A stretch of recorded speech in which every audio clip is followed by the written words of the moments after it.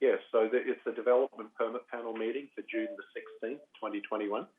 And we on the panel today, we've got John Irving, our General Manager of Engineering and Public Works, and Milton Chan, our Director of Engineering.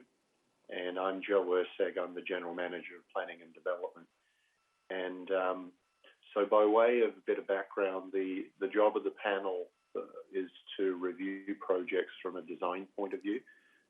We don't decide zoning, but we look at the design and layout of the project.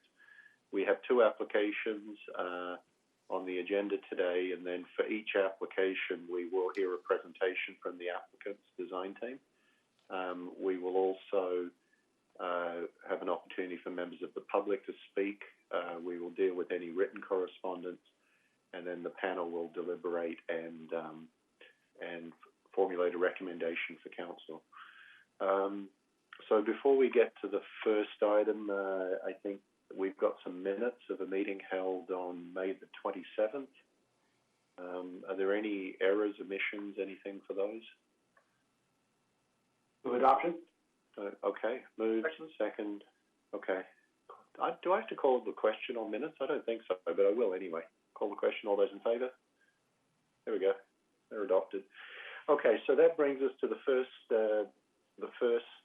application. It's a development permit. The applicant is Park Riviera Projects Inc., and it's a property located at 10333 River Drive.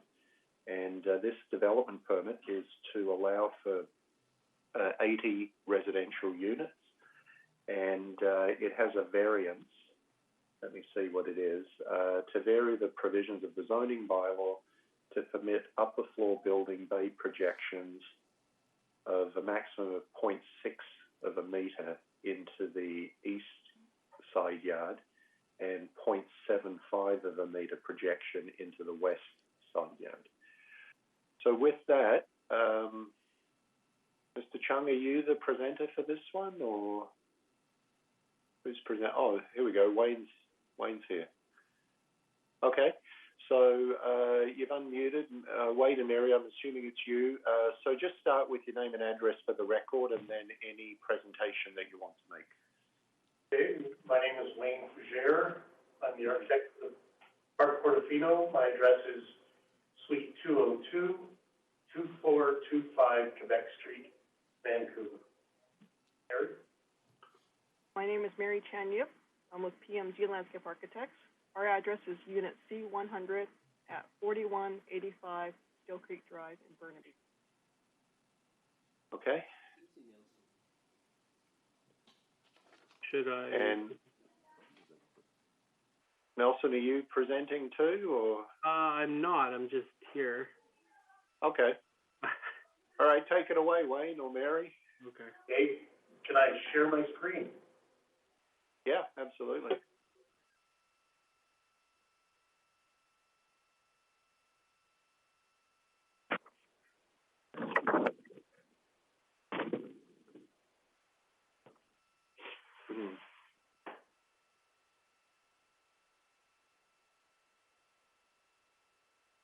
Didn't work. There we go. Okay. So, Park Portofino.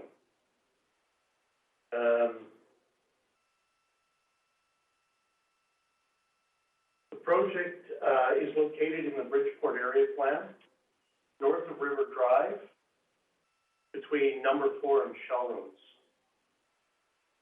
This is the fourth phase of the original four-phase Park Riviera master plan that was approved about 12 years ago. The property is 0.84 hectares in size, and the neighbors to our west are recently occupied townhomes.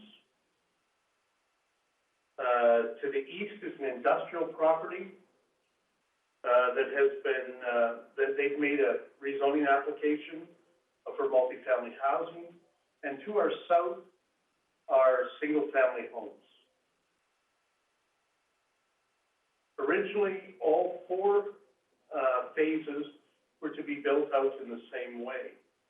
But as the Park Riviera Master Plan was built out over the years from Phase 1 in the west to Phase 4 in the east, the River Drive streetscape morphed from its original concept into something a bit more interesting, I think. Phase 1 of Park Riviera was envisioned and built as a combination of townhomes and apartments on an underground parking garage. Recently completed phases 2 and 3 were designed as 3- and 4-story townhome developments.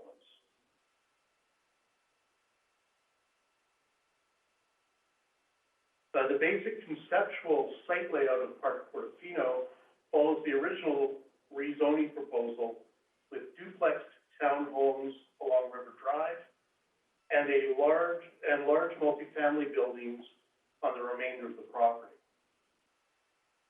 The layout provides greenways from River Drive to the dike on both sides of the site and creates a central common open space. What makes this project different from the original master plan's multifamily building concept is that we have broken up the multifamily buildings in a way that increases the project's physical and visual permeability and creates a variety of outdoor private, semi-private, and public outdoor spaces. All homes in these multifamily buildings are now through units with natural light and ventilation on at least 2 sides of each home, providing an opportunity for passive cooling and improved natural lighting. The net floor area is 11,777 square meters, and the FAR is 1.38. There are 80 homes in 6 buildings, including 4 3-story duplexes along River Drive and 2 4-story stacked townhome buildings on the top of an underground parking garage. The site has a hierarchy of public, semi-public, and private walkways. Public greenways along the east and west property lines, as I mentioned before, provide access from River Drive to the dike. But there are 3 east-west walkways through the site, one along the internal road, one through the center of the site, and one close to the north end of the site. The central walkway leads from River Drive up to the main square in the center of the project. Walkways from this central open space lead through semi-public corridors to the entries of each ground floor home and to elevators and stairs to take residents and visitors to upper level townhomes. Ground floor entry courtyards feature extensive landscaping as well as gathering areas with seating to encourage casual encounters between residents that share the courtyards. The walkway on the 4th floor is private. Only residents and their visitors will have access to the staircases and elevators that bring them up to this level. The walkway is wide enough for residents to personalize their entry with plants and small benches. Ground floor homes have their entries, living area, and outdoor private space on the ground floor with their bedrooms on the floor above. The upper homes have their entries and living area on the top floor with their outdoor private space on the roof above and their bedrooms 1 floor below. With bedrooms over bedrooms, the possibility of unwanted noise transfer between stacked homes is reduced.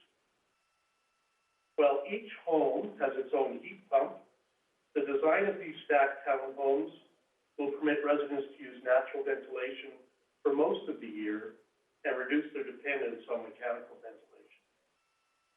The shaded courtyard with its landscaping will act as a cooling source.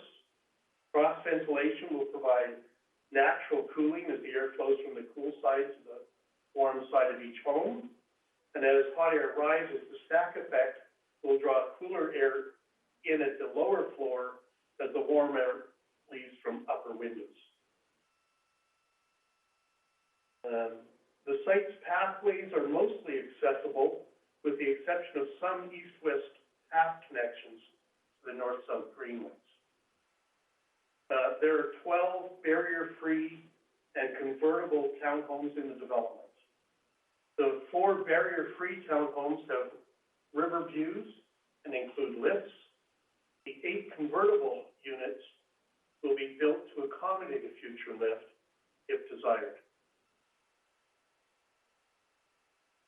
The building character recalls the original Phase 1 architectural language and with frames and horizontal bands to structure and organize the building forms. Color and materials are used to complement these forms. The main material is hardy reveal panel in their standard Arctic white. The white color was chosen to improve the light condition between buildings by reflecting sunlight off the walls. While white is the dominant color on the main walls, the ground floor is clad in hardy siding with a warm wood stain look. The same wood stain material in a gray tone is used along upper floor walkways. The darker variation of the wood stain material in combination with the yellow accent color is used at public areas, including the amenity building, staircases, and the viewing tower. The dark wood stain color is also used as feature colors in other places. And finally, blue-colored panels in 8 different variations are added as accents in several locations. A 2-story amenity building is located on the west side of the central common area. The amenity building features a large community room on the ground floor with a kitchen and bathroom. The community room connects directly to the outdoor seating area under a retractable awning. On the second floor, a smaller room can be used independently for meetings or smaller gatherings. And a small balcony offers outdoor space on this upper level. The outdoor play area is located on the east side of the central open space to maximize sun exposure, especially in the afternoon when most people would be home and able to enjoy the amenities.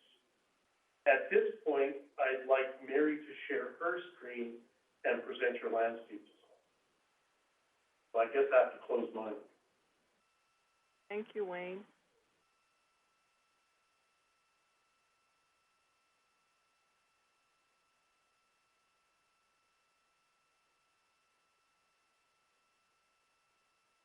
Sorry, it worked fine when we were practicing. It always does, doesn't it? Here we go. It's working. My apologies for the interruption on this. The landscaping for Park Portofino has been designed with a strong focus on pedestrian connections and interactions, both with physical and visual connectivity from River Drive to the river.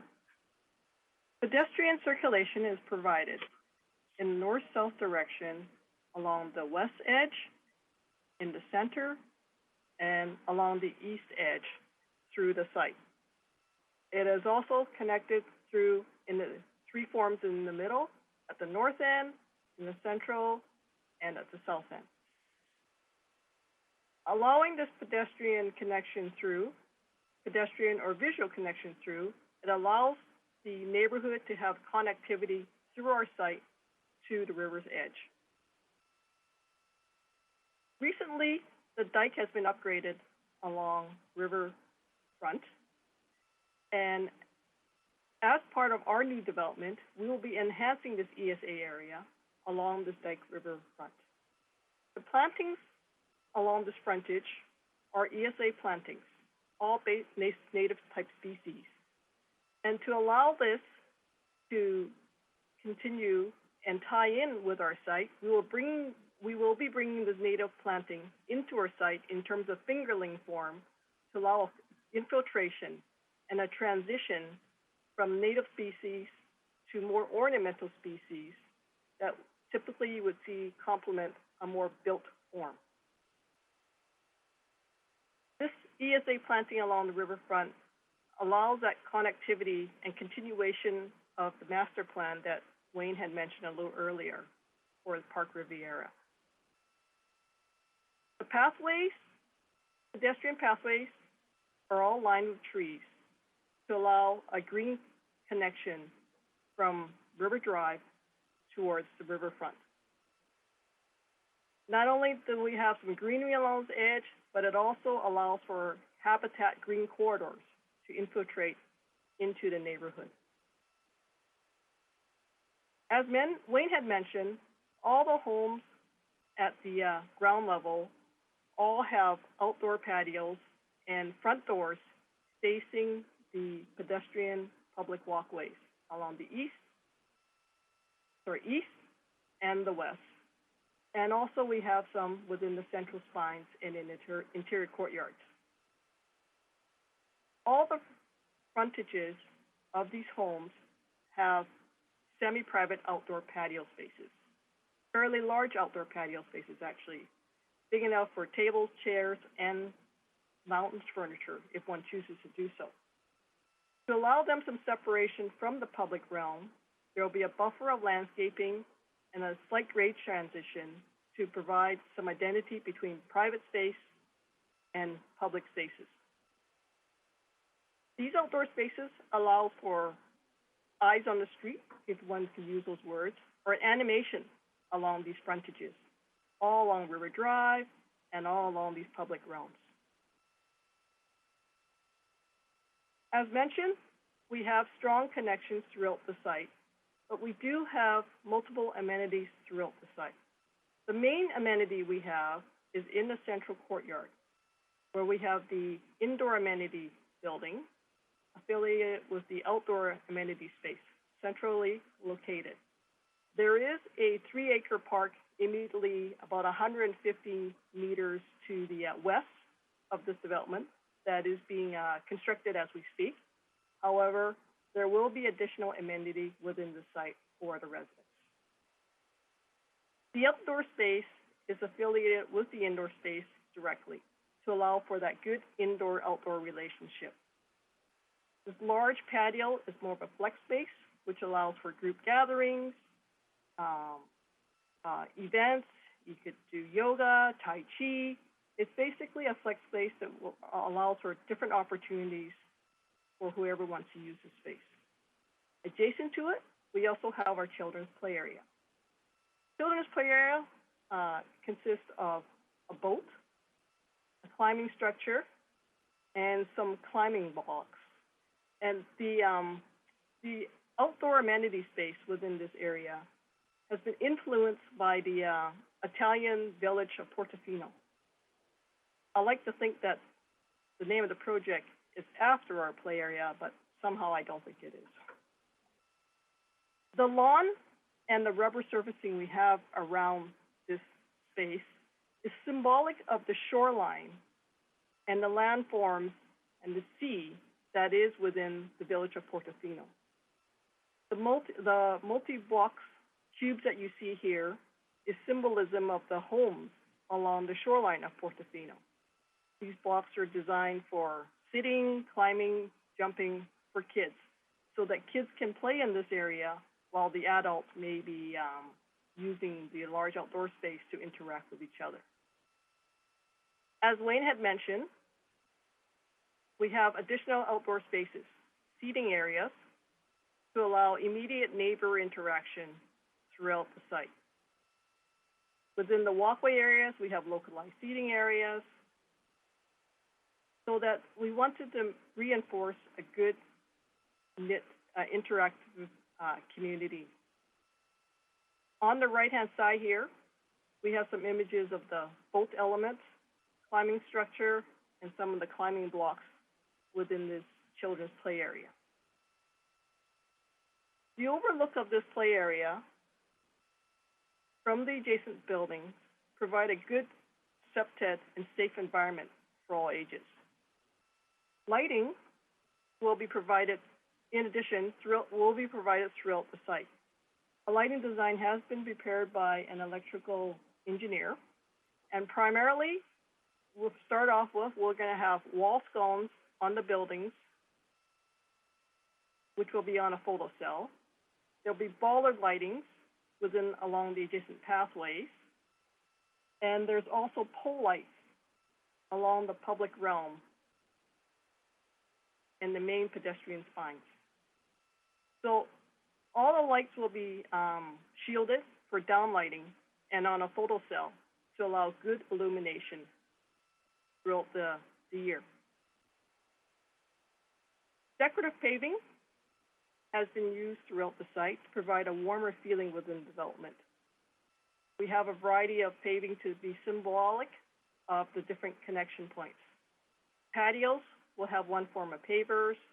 The walkways will have another form of pavers. These pavers within the walkways are going to be symbolism of what you see as a boardwalk type feel. Again, picking up on that Portofino.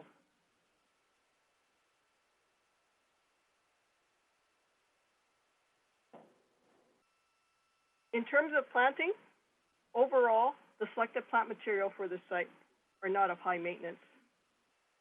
Our current proposal allows for 94 trees and over 3,800 shrubs, ground cover, and perennials. The planting is a mixture of deciduous trees, shrubs, and ground cover, which offer a variety of scale, texture, and interest through the seasons. The overall planting design focuses on primarily seasonal interests, especially fall color, spring, and summer flowers. Plant selection has also aimed at providing habitat for birds and pollinators. And on that note, I will turn it back over to Wayne to conclude. Thank you. Okay, thank you. That's our presentation. Happy to answer any questions you might have.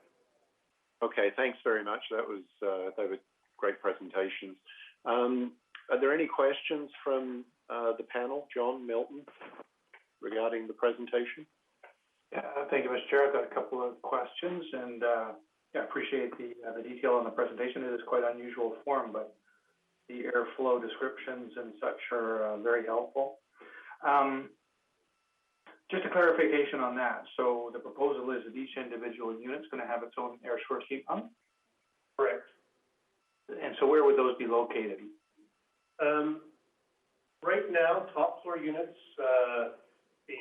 the main unit will be outside on the roof. The ground floor units, we're looking at putting them in the underground garage. And that would require additional HVAC in the garage for airflow, or?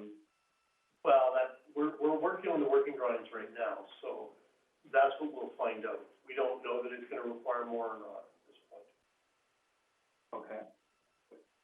Well, if that's not the case, if they're going elsewhere, certainly noise management of that would be a concern. But I'm glad you brought up the garage. That segues to my other question. I'm just looking at your sections here of the whole site and building section A, B, C, and D. I think they're on your pages 36 or so. So it appears the parking garage grades down to the north as you get closer to the river.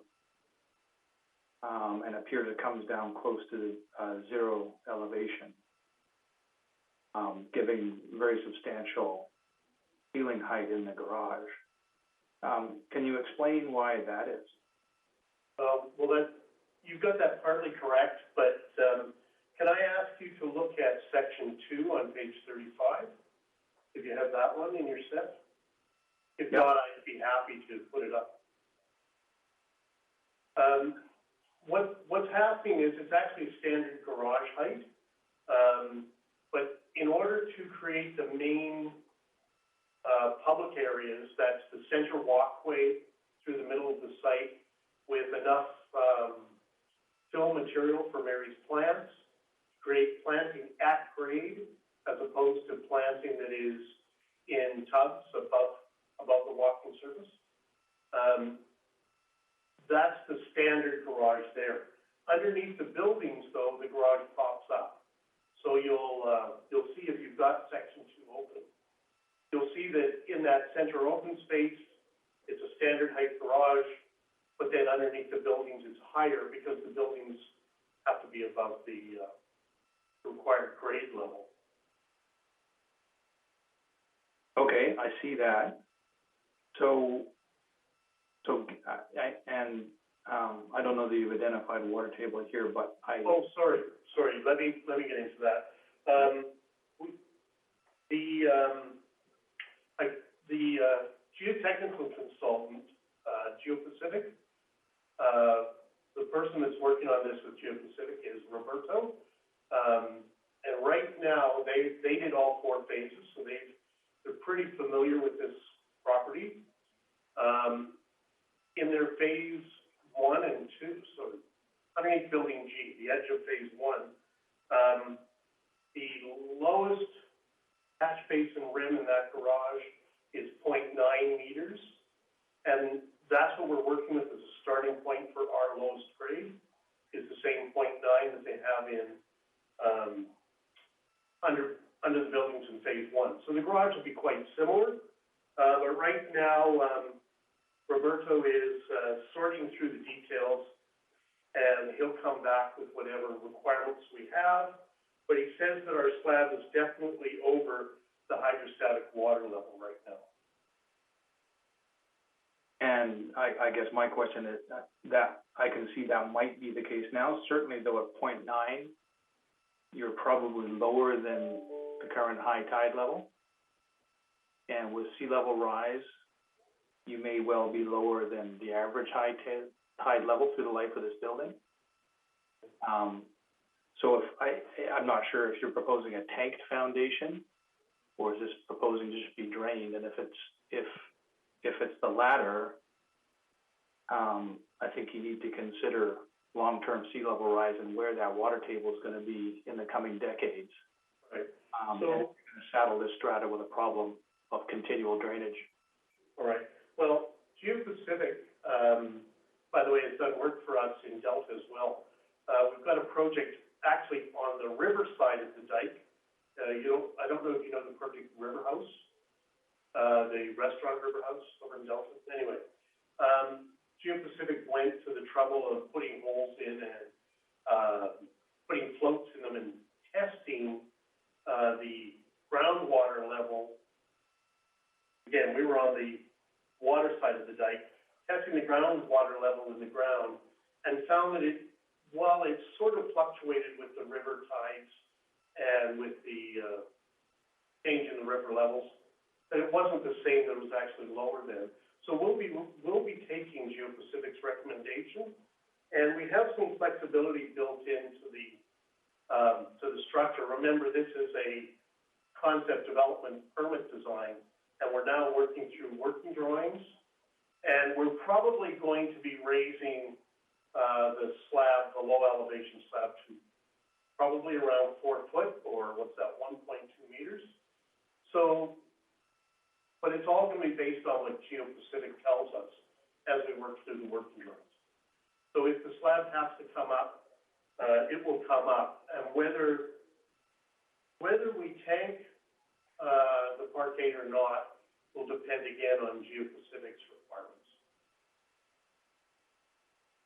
Yeah, appreciate that.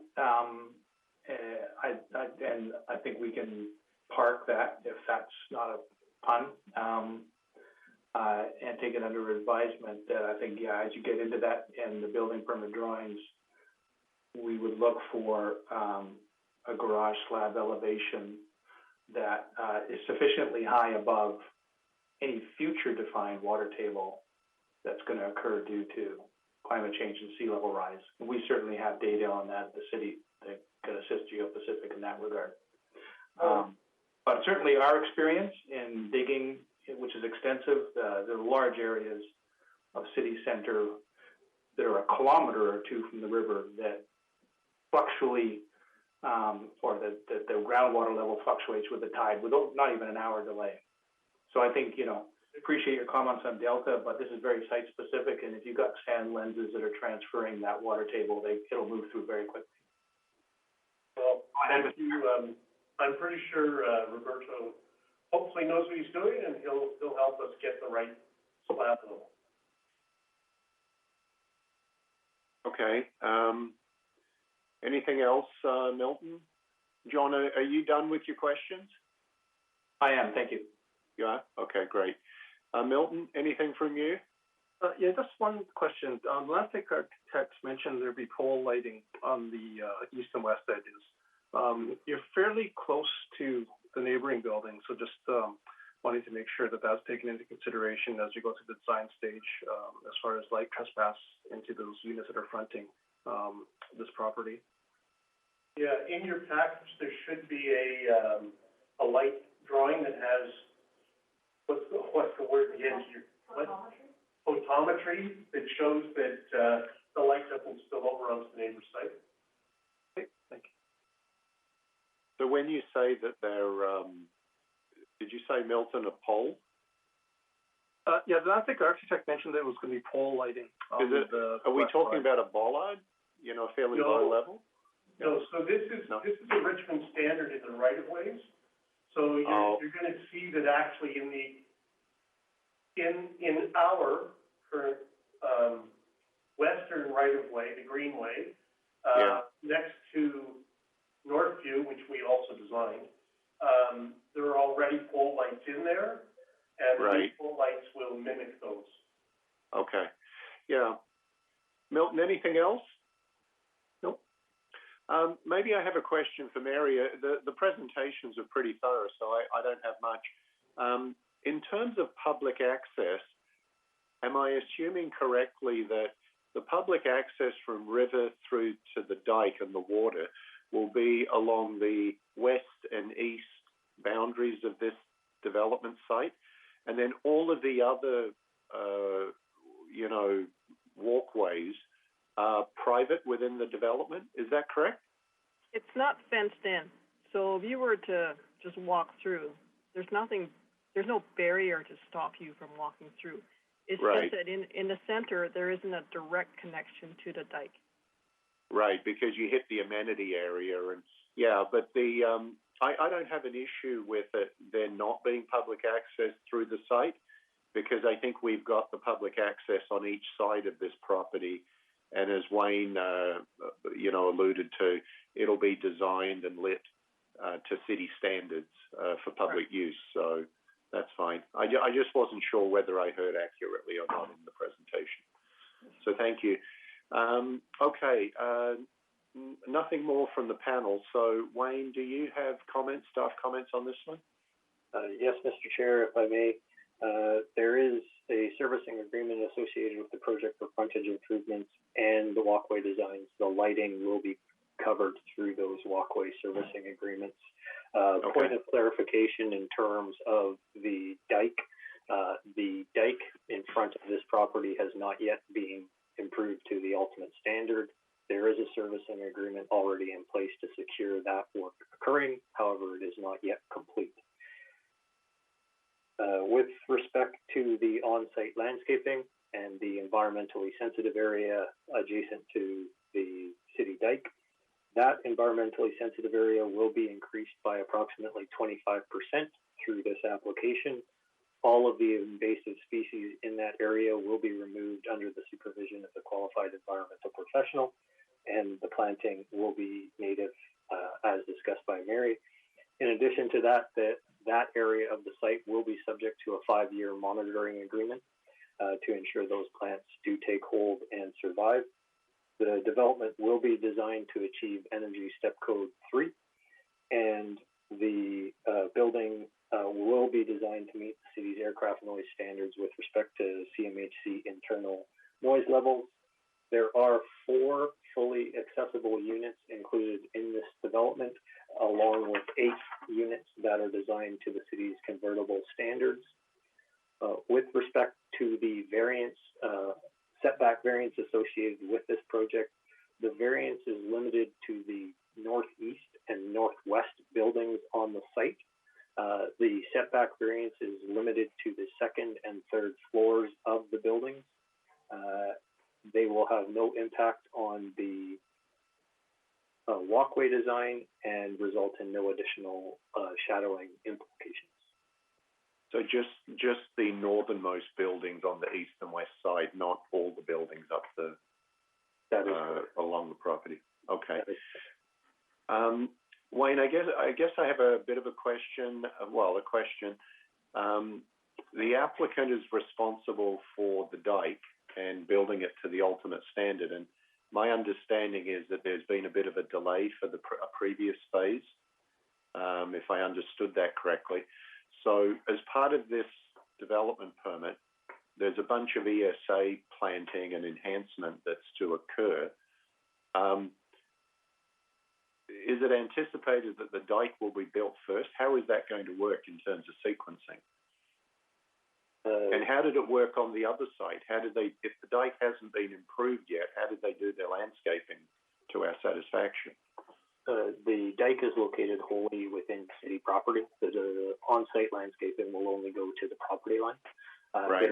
There may be a need to do some if the on-site landscaping is installed prior to. Through the servicing agreement process, the same developer associated with this project is the developer responsible for the dike design, so they will be coordinating those works.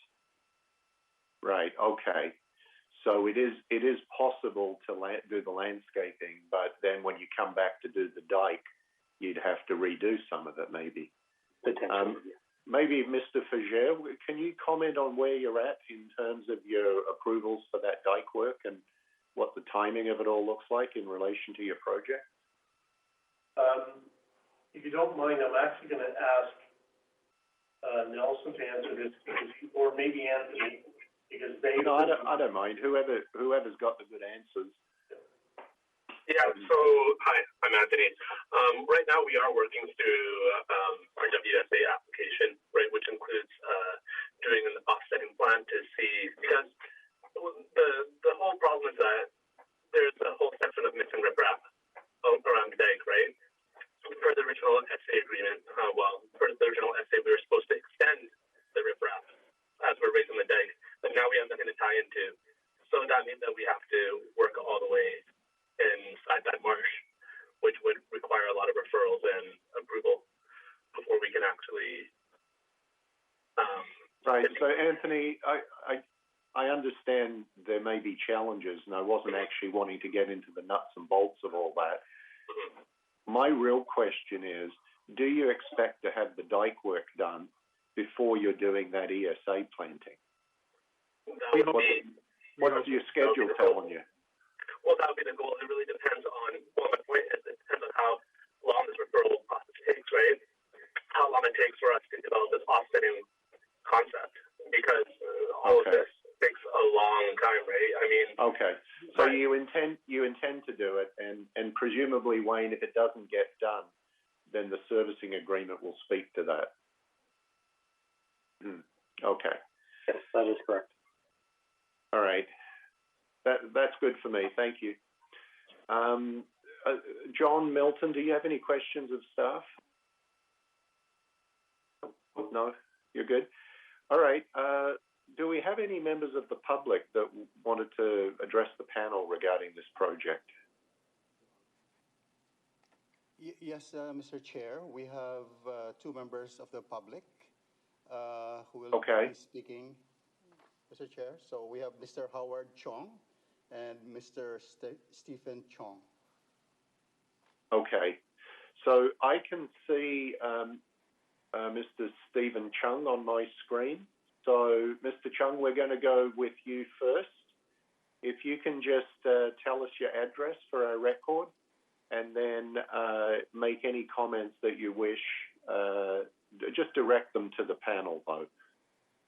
Okay. Do you hear me now? Yes, we can hear you. I'm the owner of Unit 19 on the other side, Northview Estate. So now I see the development, the extension of the balcony bay.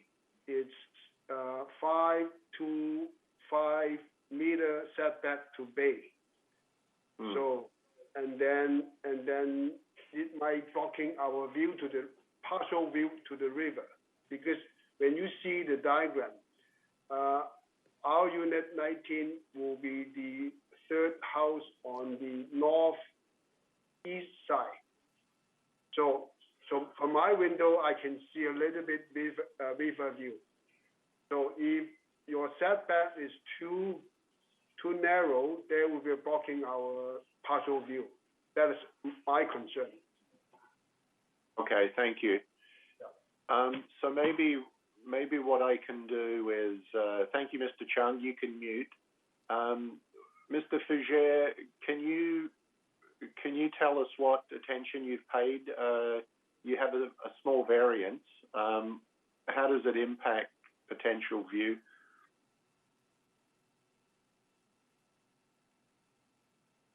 Would you like me to pull up a plan to show you, or? Sure. If you think it would help, absolutely. I think so.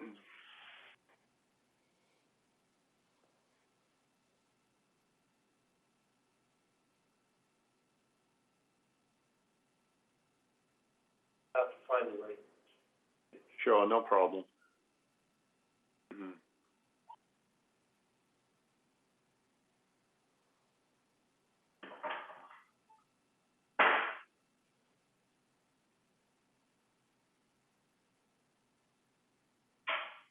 If I understand correctly, Unit 19 is this unit right here? Yeah, correct, yes, yes. And the setback for the homes that we designed next door, this is a 6-meter setback line. And there we created a 2-story bay that projected into the yard by 2 feet. Mm-hmm. So I presume it's this window, and if we take this line, I can't draw a line on here, but if you take this point, right, and this point of the window, that's 20. You take this point, each of them, here is the bump. I don't think. Oh, it actually, yeah, I see your point. I don't think it interrupts the view. And Mr. Fugere, did you have a similar encroachment into the setback in the previous phase as to what is being proposed here? We asked for setback relaxations on both Park Riviera Muse, which was phase 2, and this one, Northview, which is phase 3. But it wasn't on this side; it was actually on the other side of the development. Okay. Here, what we have is these bumps you see here, these bays. Yes. They were 2-story bays, but they were projecting into the setback. They just yes, weren't. I take your point, though, that the variance that you're looking for is not in a location where it would impact the view. Okay, thanks very much. That's useful. Okay, now I believe that there's a second member of the public that wishes to speak. Yes, this is Howard of 10311 River Drive, also Northview Estates, Unit 20. I guess my inquiry is quite similar to Stephen's. On the same illustration previously, the building E4, I believe it was, that does stick out a little further than all of the units that's on the west side. So, yeah, similar concern in terms of the view, but as well as why that has to kind of be farther west compared to the rest of the units that's on the west side. Because the closer it is to this complex, the more narrow it's going to feel, and when it comes to the opening to the dike.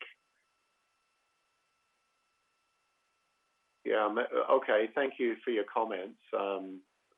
I'll ask you to mute again, and maybe Mr. Fugere, I can have you assist again. What would be helpful for me is if you could just point out the second speaker's unit location and then your assessment. All right, just give me 1 second. Sure. Unit 20 is this unit right here. Right. Right. Okay. So the angle actually then is less steep, and the bay doesn't affect. Okay. But yeah, I see. Mr. Chung also mentioned that the relationship of this wall, why it isn't in the same location as this wall. The upper wall, the buildings come in and out, and they jog in. Our setback line is this 6 meter line, right? This red dotted line. And we brought building 4E to the setback line, and the bay is the projection. We pushed building 4D back because we were across from homes, and we wanted a little more space. But where building 4E is not across from another home closely, the front of it, we pushed the building to the setback line. Okay. So building 4D actually has a greater setback than you could have actually used. Correct. Yeah. Okay. Thank you. That's helpful again. Okay. I guess that brings us to public comment, written comment. Do we have anything written on this one, Evangel or Rustico? Yes, we do, Mr. Chair. We have numerous pieces of correspondence. I'll take a moment to read the intent of each one into the record. Okay. So the first piece of correspondence is from Karen Luck, property owner at 10311 River Drive, the adjacent townhouse site to the west. In her correspondence, two concerns are raised. One is building height compared to their development. As indicated throughout the applicant's presentation today, the building height proposed is in keeping with the zoning established on the site and through the council rezoning process. The second concern raised relates to the dike path being narrower on the west or eastern edge of the segment between number 4 Road and Shell Road. As discussed, the ultimate design of that dike will be consistent from number 4 Road to Shell Road. The next pieces of correspondence are from Loretta Chung and Tai Kwong Chung. I believe Mr. Chung addressed the panel earlier today. There are multiple pieces of correspondence from Mr. Chung. The concerns noted relate to wanting a similar townhouse development instead of apartments. Again, the zoning on the site does permit apartment development. The second concern noted is with respect to the setbacks to the west, as indicated in Mr. Chung's delegation. Next piece of correspondence is from Howard Chung, also who delegated to the panel today. Two concerns noted in the correspondence, the preference for townhouse development versus apartment development, and the concern over the setback to the adjacent development to the west. Last piece of correspondence is from Vanessa, also a resident at 10311 River Drive. Concerns noted, again, are building height in relationship to the townhouse development and the dike path being narrower in front of this development site. Okay, thank you, Mr. Craig. That's appreciated. So that brings us to panel deliberation. We do have a director's recommendation to move this project ahead. Do I have a mover? Moved. So John moved, Milton second. So it brings us to panel comments and deliberations. Maybe I can lead. I am going to support the recommendation that we've received. I find that the project is well designed. It is consistent with the zoning the council put in place, I think it's quite a creative project, and it's certainly consistent with the overall theme and what we anticipated 12 years ago. It doesn't seem like that long, but I guess Mr. Fager mentioned that it was 12 years ago. The development is consistent with the intent when the master planning was done. I think we heard regarding the variance that there was some concern, but I think on after looking at the angles and the extent of the variance, I'm satisfied that it's not an issue. So I will be supporting the project. Any other comments? Yeah, just to echo those comments, Mr. Chair. Thank you. Appreciate the thorough presentation and explanations and responses to the questions. Appreciate the public comments and clarification on how the design has addressed those and worked within the defined parameters of zoning, which actually aren't something for us to consider here as a development compound. So happy to support the project. Again, with the caveat that that parking garage elevation will be looked at the building. Yeah. I think on that one, John, that would be a direction to staff that, I think it's, we're at a certain stage of the process, and as more information becomes available from the site and also from the city, I think the direction that I would give is that the elevation of that parking level be as high as possible in the circumstances. I think Mr. Fager mentioned that the intent is to raise the slab if possible, and certainly at the building permit stage, I would like that to be done. I think the panel would like that to be done if it's feasible. Right. So, Mr. Chan, any comments? No, just like to echo those comments as okay. well. And just it's good to see that thought was given to having enough growing medium in there so that it wouldn't have to have planters on the, I guess, for lack of a better term, the podium above the parking garage that acts at the ground floor level. Okay. So I'm going to call the questions. Moved and seconded. All those in favour? Opposed? And it's carried. So thank you for your presentations and your application. Thank you. Thank you very much. Thank you. I'm just going to give you a minute to bow out and then confirm that our next applicant is available. I am. You are? And who might you be?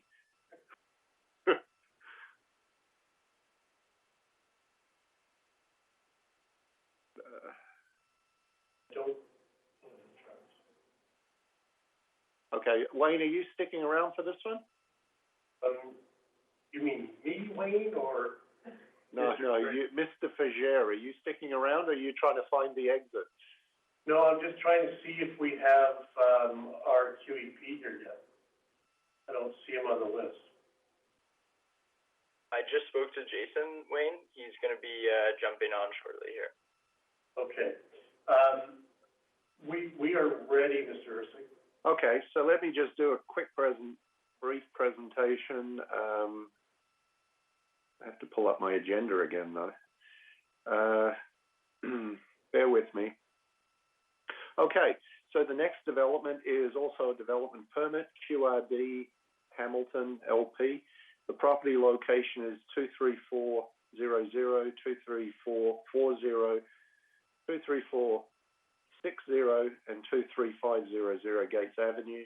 And this development permit is for, I think, a total of 60 townhouse units, 2 setbacks, the front yard setback from gates to reduce it from 4 to 3.4 metres, and the minimum west side yard setback is being reduced, or is proposed to be reduced, from 7.5 metres to 6 metres.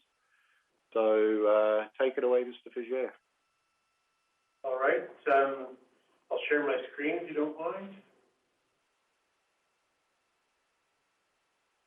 Oh. Let's get rid of this person.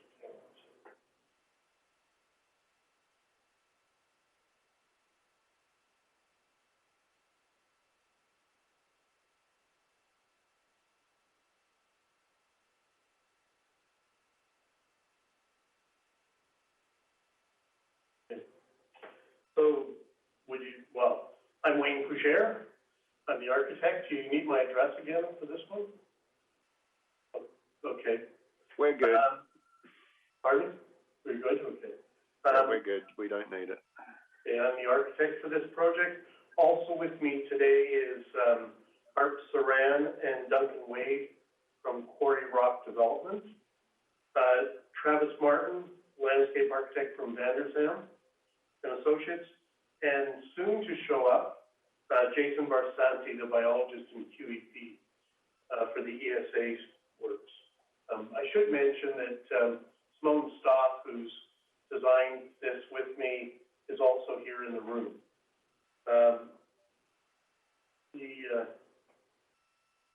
The property, as you mentioned, is a consolidation of 4 lots, 23,400 to 23,500 Gates Avenue. Based on the Hamilton area plan, this site and the surrounding single-family lots northwest and south of the property are expected to be developed as ground-oriented and stacked townhomes with a density up to 1 FAR. The area plan also anticipates strollways along the west and south edges of the property, as well as at the end of the road in the Gates Avenue right-of-way. To the east, there's a greenway between our site and the highway, which includes a pedestrian path and functions as a wildlife corridor.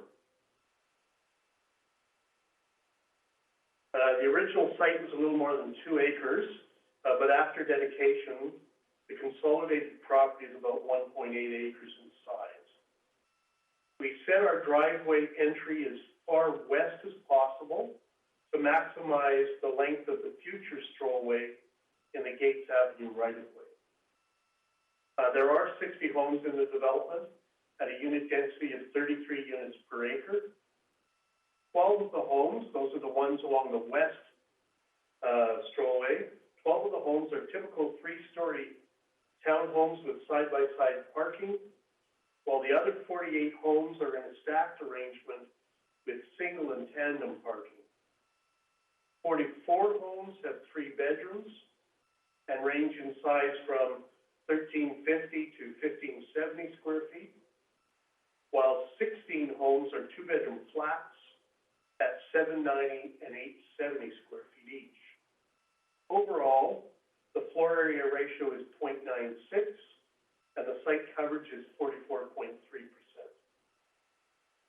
The east-west central open space extends from the west strollway to the eastern ESA. We have shortened the distance between front doors and on-site visitor parking by spreading visitor parking throughout the site and providing access to the west strollway from the central open space and to the south strollway from the main driveway. By orienting the stacked townhomes in an east-west direction, we've minimized exposure to Highway 91A and limited the number of bedrooms needing enhanced measures to protect against highway noise. By keeping the vehicular entry as far west as possible, we are able to have the front doors of 12 homes face the future strollway in the Gates Avenue right-of-way. These homes are both 3-story townhomes and 2-bedroom flats. The 2-bedroom flats have an outdoor open space in their front yard, as well as another on a balcony off their living area. The large 3-bedroom townhomes have their private outdoor open space on the roof. By running the main internal driveway north-south, we maximize the number of pedestrian entries along the west strollway. The 2 buildings along this strollway are separated by the central common open space. The homes that front this strollway are typical 3-story townhomes. Their open space is located both on grade beside and on a balcony overlooking the strollway. 10 of these 12 homes are convertible units, and 2 of these 10 are designed to accommodate a future elevator. The majority of homes along the south property line have their front door facing the strollway. Like the stacked townhomes along Gates Avenue, these homes are both 3-story, 3-bedroom townhomes and 2-bedroom flats. Building facades have been modulated to create a simple contemporary character. Hardy siding and east stucco highlight the major building elements, with some brick added at the ground floor. The color palette consists mostly of a variety of gray tones, with beige in a light color to enhance the building form and character. To add a splash of interest and individuality, front doors are painted in multiple accent colors. We have selected 4 color themes: green, blue, orange, and red, each with 2 color variations. At this point, I'd like to ask Travis to explain his landscape design. I, though, by the way, will continue to control the slides. Thank you, Wayne. I'm Travis Martin with Van der Zalm and Associates. Can you all hear me okay? Yep, we can hear you. Just check. All right. I'll seek to highlight the landscape and reinforce some of the elements that Wayne brought forward. As he mentioned, we're in the Hamilton Village. It's a single-family neighborhood that's transitioning towards realizing its community plan vision with higher density. And this is the first project looking to push forward with that vision. As you can see here, our site has 3 components. They're noted on the bottom there. There's on-site, there's ESA Park, and there's Modi Corridor. So our site started as a square, and we've dedicated a portion equal to what was existing ESA designated area to an ESA park that's been reconfigured in a more suitable location. And as well, we're also looking to enhance the Modi Corridor. So in the Modi Corridor, we'll be widening out the pathway to 3 meters and re-enreating any sod areas that might have been disturbed through that construction. For the park dedication, the ESA portion, it originally was in the south corner of the site. It was mostly a backyard without very much to attribute to it. And so this realization or reconfiguration I see as a very positive development. We've been able to first create a natural buffer between the Modi Corridor and our project. Second, retain 17 trees and plant many more. 3, we're adding native planting throughout, as you'd expect. And we're also taking some logs from felled trees on site and scattering them throughout to help create some enhanced habitat opportunities. This ESA zone, and sorry, it's the darker green, the 2 dark greens in the long rectangle. It will be irrigated as well. And as part of the servicing agreement, we will be monitoring it for 3 years. So our qualified environmental professional, Barry Santi Environmental, will be doing an annual review to ensure that this space thrives and succeeds. So we'll now focus on the main site on the next slide. So as Wayne mentioned, we have a frontage along the north side along Gates Avenue, which is mostly a more pedestrian-oriented space now that there's a road bulb ending at our site entry point. Each yard there's a yard, low fences, and trellis gate entryways. And this is a frontage style that we're continuing on the north, west, and south sides, as the south and west edges are dedicated City of Richmond strollways. And so this is a great aspect of this site. We're really sort of getting through these blocks, making a very permeable project, but then also this will lead to a much more walkable neighborhood as the other sites are developed in the future. You'll also notice through the center core, that's sort of the core of this site, the center amenity, and I'll go into that a bit more shortly. We also have a north-south walkway on the east side, and it's not a focal walkway, but it's another linkage. I think it's great for kids who are running around the neighborhood to just be able to move throughout, or for anybody to feel like they're not at a dead end space and have easy access throughout. You can see here the ESA in a bit more technical form. All the trees with boxes are ones that are protected, and the other ones are new trees. And we have a mix of patterns of sort of waves of planting that we're using there to naturalize that space. And if you have any more specific questions on that, you can raise them with our consultant, Jason Barasanti, after this presentation. I think we'll move on to the next slide. So this slide focuses in on the core of the site. And so in the top left corner is what we're calling the sort of toddler space. And this is just against the west strollway. And it's a nice little courtyard space with seating, sandbox, stepping stumps, talk tubes, and chalkboard and play panel. So, if you're a family with a small child and you just need to get outside a couple steps away, and you've got a lot of different opportunities, both physical and creative, to take, and sort of interactive, right? With the talk tubes, these different sort of auditory versus texture and fine motor skills oriented. So we think that's capturing a lot of positive elements for children. And then as you move across the main drive aisle, and we go into the core of the space, sort of our central courtyard common amenity. And as you move off of the driveway, there's some stepping boulders. This is part of the play feature for children, sort of whether they're playing volcano or lava tag. And we've created little circular spaces, sort of a little social seating node below a tree. And this then links into our Compan Robinia play tower and the slide. And then moving through the site, some added seating and an open lawn for playing catch or soccer or something else. It's always nice to have some open space for different activities. And it ends on the east with a large community deck.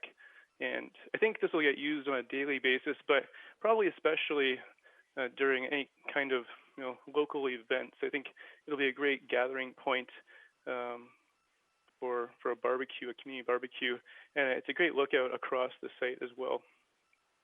One thing I'm really happy about in this project is if you look to the left of this, on the top and bottom, you'll notice these gray rectangles, and those are porches. The large gray rectangles are porches for the outdoor amenity for the lower level units, the single floor units.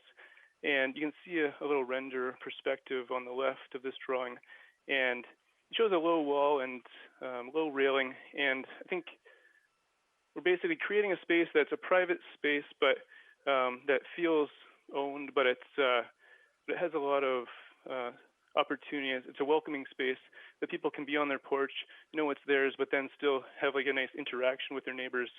And the small gray rectangles between these larger gray ones have double doors going up to the stacked townhome. So there's a lot of doors on this space, and so we expect a lot of activity. And I think that'll be a very positive element. Next slide, please. And finally, with every project, lighting is always a concern, and so we've thrown in our lighting plan here.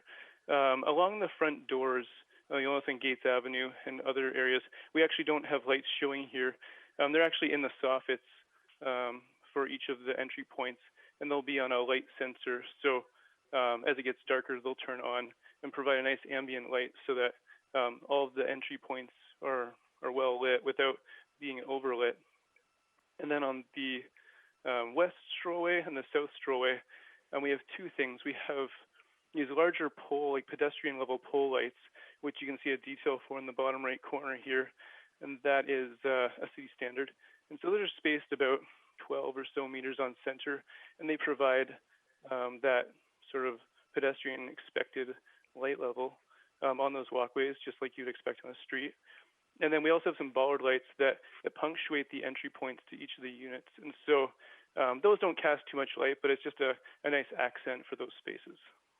And then on the internal drive aisle, you'll see a lot of these circles coming off the front of the garages, and those are wall sconces, and they'll provide a decent amount of lighting for that internal road structure. And so we feel we've found the balance between adequate lighting but not overlighting the space. And I think that's what we'll end here and just wait for any questions. Thank you. Okay, great. Again, good presentations, really appreciate it. Any questions from the panel, or do we just want to hear from Mr. Craig? Looks like you're up, Wayne. Thank you, Mr. Chair. Just a couple comments. There is a servicing agreement associated with the project. There are three components to the servicing agreement: frontage works along Gates Avenue, the on-site public walkways and site servicing, and off-site walkway improvements to the walkway on the Highway one corridor. There are two setback variances associated with the project. The first variance is a setback variance to Gates Avenue. It only applies to the portion of Gates which is envisioned to, in the long term, turn into only a pedestrian connection. The development of that, the development of that pedestrian connection is contingent on redevelopment of the existing single-family homes on the north side of Gates. So the road will be maintained in the meantime to provide access, but long-term it is envisioned to become a pedestrian strollway. The second variance relates to the units that front the walkway along the west property line. We do not see that setback variance as being adverse to the walkway, and in fact, we see it as increasing the safety and supervision and surveillance along that walkway. Okay, great. Thanks. Any questions for staff? I just had one question on that. The mid-block cul-de-sac is, some of the renderings going to show the sidewalk going across the road. Other ones, like this one on the screen right now, just show asphalt through there. What's the intent? To just have the bulges and then the road going right through it, or is it the intent to delineate that as part of this development? As the roadway will need to be maintained to continue to provide access to the single-family lots on the north, it'll be done in phases. So the interim design will include construction of the cul-de-sac bulb on the development frontage. The rest of the work would likely come when the properties to the on the north side of Gates redevelop. Okay. Okay, great. Moves us on to public comment. Is there anyone here that wanted to speak on this project? Mr. Chair, we have no members of the public registered to speak at this meeting, Mr. Chair. Okay, thank you. And do we have any written correspondence? Yes, Mr. Chair, we have received a letter from Kathy and Vic Friesen, property address being 23451 Gates Avenue. In the correspondence provided, there were a number of items raised. Staff have been in conversation with Ms. Friesen since receiving her letter, but I will go through the items listed in terms of topic areas. Topic area 1 is the Gates Road design, and just seeking details around the interim and ultimate conditions for that road. Okay. Site servicing questions and questions related to whether site servicing connections would be required to be extended to her property or whether their property would be able to remain on septic. Questions around the management of the ESA area to be transferred to the city. Questions related to perimeter drainage and site preparation. The perimeter drainage will be dealt with through the building permit. It is our understanding that in terms of site preparation, the developer's intent is to use piles, not preloading for this development. And the last area of concern relates to construction, parking, and management, and a desire to ensure that all construction vehicles use only the subject development site for on-site maneuvering and circulation. The developer has confirmed that is the intent. City staff will be required to review a construction, parking, and management plan prior to building permit issuance. Yeah. Okay, thanks, Mike. That's great. All right, brings us to panel deliberation. Does anyone want to move the staff recommendation? Moved. John and Milton second. Okay. Just before I call the question, it's actually, I like the project, and it's actually nice to see a site that's big enough to do some of the, to get a little bit creative with. And I really like that central amenity area and the variety that you've got in there. And man, it'd be nice to be a kid again. Yeah, because sometimes we see a lot of relatively small sites and it's hard to get the amenity area in and configured. And this site is a little bit larger and it's a bit more comfortable. And I think you've used it well, so I'm happy to support it. Any other comments? Yeah, just echo that and appreciate, again, it's, I think a solidly located and shaped and well thought out project. Certainly the enhancement and relocation of the ESA with tree retention, I think that's very solid location adjacent to the pathway and the highway and provides that buffer to the development. So all in all, just a good presentation and well thought out project. Happy to support it. Okay, so I'm going to call the question. All those in favour? Opposed? It's carried. Thank you. Thanks for your projects. Well, thank you very much for your time. Yeah, thank you very much. Wayne, any new business? Mr. Chair, we can cancel the development permit panel meeting scheduled for June 30th as there's no statement. Okay, Milton's doing a happy dance. All right, I think we need a resolution to do that. So someone move cancellation of June 30th meeting? So move. Second? Yeah, call the question. Yeah, it's cancelled. Okay, and with that, we're adjourned. Thanks very much, everyone.